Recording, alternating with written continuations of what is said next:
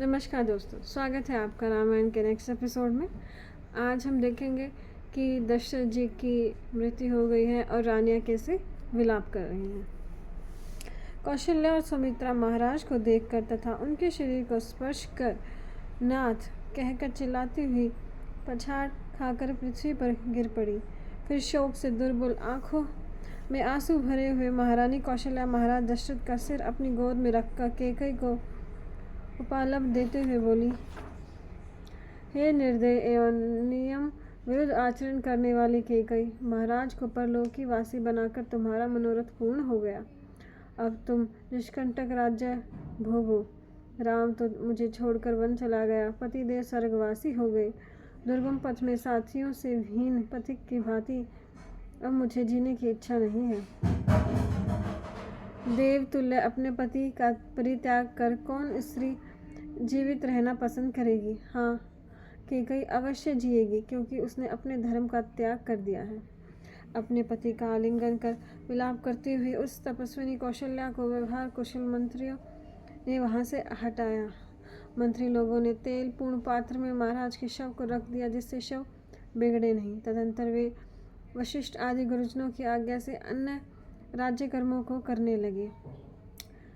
जब आजकल तो डेड बॉडी को बर्फ़ में या फिर नमक में रख देते हैं ताकि वो काफ़ी दिनों तक प्रिजर्व रहे, तो उस समय में तेल में रखते थे।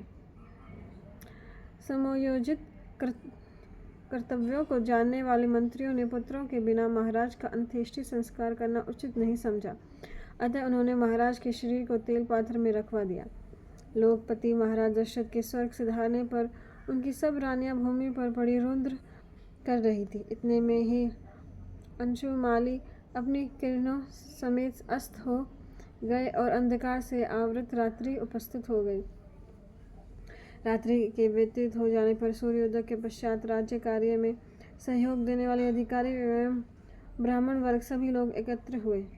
महायशस्वी मार्कंडेय, मोदगल्य, वामदेव, कश्यप, कांतयन, गौतम और जाबावली ये ब्राह्मण मंत्रियों सहित आकर सर्वश्रेष्ठ राजपुरोहित वरिष्ठ जी को संबोधित कर अपना अपना अभिप्राय कहने लगे। महाराज दशरथ स्वर्गवासी हो गए, श्री राम वन में हैं और तेजस्वी लक्ष्मण भी उन्हीं के साथ चले गए हैं। शत्रुओं का मान मर्दन करने वाले राजकुमार भरत और शत्रुघ्न के कई देश के राजा अपने महात्मा के रमणीय राजमहल में निवास कर रहे थे। अतः इक्ष्वाकु वंशी किसी पुरुष को आज ही राजा नियत करना चाहिए, जिससे सम्राटहीन हमारा यह राष्ट्र नष्ट न हो। सम्राटहीन देश में बिजली की चमक सहित महागर्जन करने वाले विद्युमानी माली नाम का मेघ अपने दिव्य जल से पृथ्वी को नहीं सींचता। अराजक राष्ट्र में कृषक खेतों में बीज नहीं बोते और तथा पुत्र पिता के और स्त्री अपने पति के अधीन नहीं रहती, अर्थात ये सब स्वतंत्र हो जाते हैं। अराजक देश में धन नहीं रहने पाता, क्योंकि चोर डाकू लूट लेते हैं। स्त्रियां व्यभिचारिणी हो जाती हैं और घर में नहीं रहती। जब सब और भय एवं आतंक का साम्राज्य होता है, तब सत्य का व्यवहार भी कैसे हो सकता है। अराजक देश में शुभ अशुभ कर्मों के लिए लोग सभा नहीं करते, न रमणीक उद्यान लगते हैं। दंड भय न होने के कारण लोग वृक्ष काट डालते हैं और न यशाला आदि बनवाते हैं। अराजक देश में शांत दांत वर्ती और यज्ञ करने वाले ब्राह्मण लोग विघ्न के भय से दीर्घ समय तक चलने वाले महायज्ञ भी नहीं करते हैं। सम्राटहीन राज्य में धन धान्य से परिपूर्ण ब्राह्मण लोग भी ऋतुंजों को यथोचित दक्षिणा नहीं देते हैं। अराजक राज्य में नट और नर्तक भी प्रसन्न नहीं रहते और राष्ट्रीय नृत्य के लिए उत्साह या सम्मेलन भी नहीं होते हैं। तो अभी बताया कि अगर राजा ही मर गया है किसी देश का, तो उस पर कितनी भारी संकट आन पड़ता है, उसमें क्या क्या चीज़ें नहीं होती हैं। उसी तरह से अगर हमारे मन पे कंट्रोल नहीं रहता है, तो हमारा मन किस किस दिशाओं में जाता है, क्या क्या व्यसन हमें लग जाते हैं। तो इसलिए हम अपने स्वयं के राजा बने और अपने मन रूपी इस प्रजा को कंट्रोल करें, अपने इंद्रियों को कंट्रोल करें, ताकि हमारा विकास हो सके। अन्यथा हमारा मन ही है हमारी बुद्धि है जो हमारा सर्वनाश और हमारा सत्कार कर सकती है।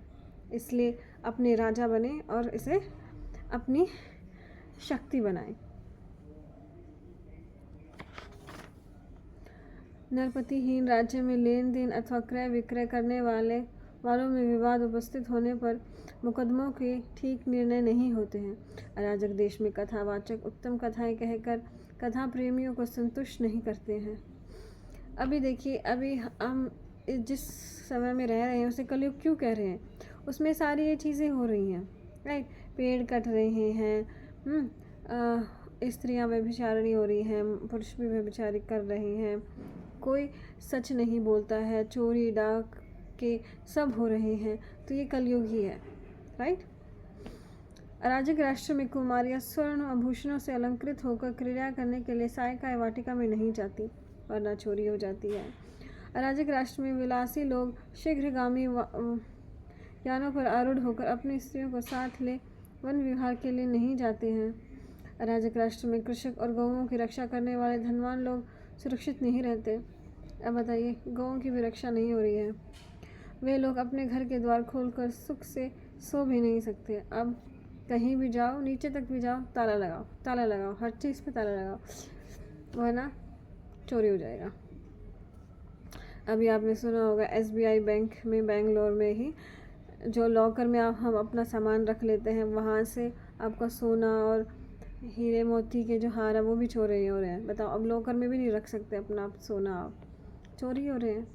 क्योंकि आप उसकी कंप्लेन करेंगे तो बैंक वाले भी बोल देते हैं, अरे भाई हमें क्या पता आपने क्या रखा था, तो चोरी हो गया तो हम उसकी कोई गारंटी नहीं लेते हैं।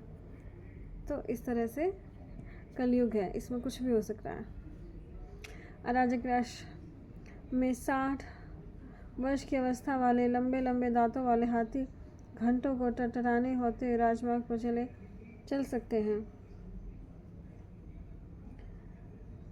अराजक देश में बाण विद्या का अभ्यास करने वाले धनुर्धरों के हस्तल का शब्द भी सुनाई नहीं देता है। अराजक जनपद में दूर देश में व्यापार करने वाले वणिक लोग बहुत सामान लेकर निर्भय होकर यात्रा नहीं कर सकते हैं। अराजक देश में अकाकाई विचरण करने वाला, आत्मा को परमात्मा में लगाने वाला मुनि संध्या काल होने पर जहाँ चाहे वहाँ डेरा नहीं डाल सकता है। सायकाल होने पर उसे किसी सुरक्षित स्थान पर निवास करना पड़ता है। अराजक राष्ट्र में प्रजा का योग क्षेम नहीं होता है। अराजक देश की सेना राष्ट्र की प्रतिनिधि सेना का सामुख मुकाबला कर उसे जीत भी नहीं सकती। जिसे बिना जल की नदी अथवा बिना घास का वन और तथा गोपाल के बिना गौएं होती हैं, वैसे ही राजा के बिना राष्ट्र हो जाता है। जिस प्रकार रथ का व्यापक चिन्ह उसकी ध्वजा होती है, अग्नि का ज्ञान धुएं से होता है, इसी प्रकार हम लोगों का प्रकाशन चिन्ह महाराज दशरथ दिवंगत हो गए हैं। अराजक देश में कोई किसी का नहीं होता है। जैसे बड़ी मछली छोटी को निगल जाती है, उसी प्रकार लोग एक दूसरे को मारकर खा जाते हैं। जो लोग वर्णाश्रम लोग की मर्यादा को तिलांजलि देकर नास्तिक हो जाते हैं, परंतु राजदंड के भय से दबे रहते हैं, वह भी अराजक देश में राजदंड के भय से निर्भय हो फलने फूलने लगते हैं। जैसे नेत्र शरीर का कल्याण करने में सदा सतर्क तत्पर रहता है, उसी प्रकार राजा भी सत्य और धर्म की रक्षा के लिए सदा तैयार रहता है। राजा ही धर्म का प्रवर्तक होता है, राजा ही कुलोचित कुलाचार का प्रवर्तक होता है, राजा ही राष्ट्र के लोगों का माता पिता तथा पूर्ण हितकारी होता है। अपने कर्तव्य का भली भांति पालन करने वाला चरित्रवान राजा यम, कुबेर, इंद्र और वरुण से भी बड़ा होता है। शिष्ट और अशिष्टों का विभाग कर अपने चरित्र बल से संपूर्ण राष्ट्र को आलोकित करने वाला राजा न तो अंधकार से आवृत दिन के समान अच्छे बुरे का ज्ञान न कोई किसी को न पूछे। हे दिव्य श्रेष्ठ महेश महाराज की जीवित रहते हुए भी हम लोग अपनी आज्ञा का सदा इस प्रकार पालन करते रहे जिस प्रकार समुद्र अपनी वेला का उल्लंघन नहीं करता है।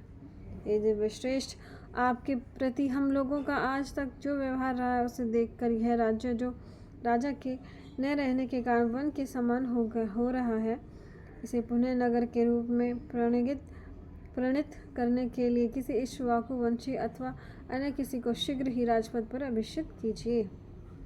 तो अभी सब बोल रहे हैं कि किसी को तो राजा बना दीजिए आप। उन ऋषियों की बातों को सुनकर वशिष्ठ हितैषी मंत्रियों और ब्राह्मणों को संबोधित करते हुए बोले, महाराज दशरथ जिस भरत को राज्य दे गए हैं वे भरत अपने भाई शत्रुघ्न के साथ अपने मामा के गृह पर सुखपूर्वक निवास कर रहे हैं। अतः शीघ्र ही तीव्र वेग वाले घोड़ों पर सवार हो ज्ञान संपन्न दूत दोनों भाइयों को लेने के लिए जाएं। इसके अतिरिक्त इस समय में और क्या विचार हो सकता है। तब सभा में उपस्थित सभी लोगों ने महर्षि वशिष्ठ से कहा, हाँ दूत जाएं। उनका यह कथन सुन वशिष्ठ बोले, हे सिद्धार्थ, विजय, जयंत, अशोक, नंदन, तुम सब लोग यहाँ आओ। इस समय तुम्हें जो करना है वह मैं बतलाता हूँ, ध्यानपूर्वक सुनो। तुम सब शीघ्रगामी घोड़ों पर सवार होकर शीघ्र राजगृह नामकपुर को जाओ।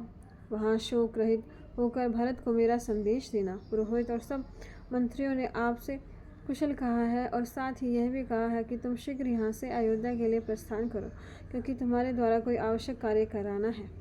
सावधान, रघुवंशियों के तेजस्वी सर्वनाश का दुखद समाचार श्री राम वन चले गए हैं और महाराज दशरथ दिव्यगंत हो गए हैं, ये बात भरत से मत कहना।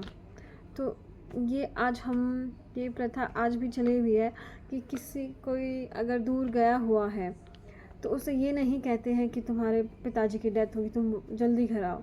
उसे कहते हैं कि घर में कोई विपदा आ पड़ी है या घर में कोई बहुत ही इमरजेंसी हो गई है, तुम्हें आना पड़ेगा, तो उसके लिए आप यहाँ पे ज़रूर आएँ।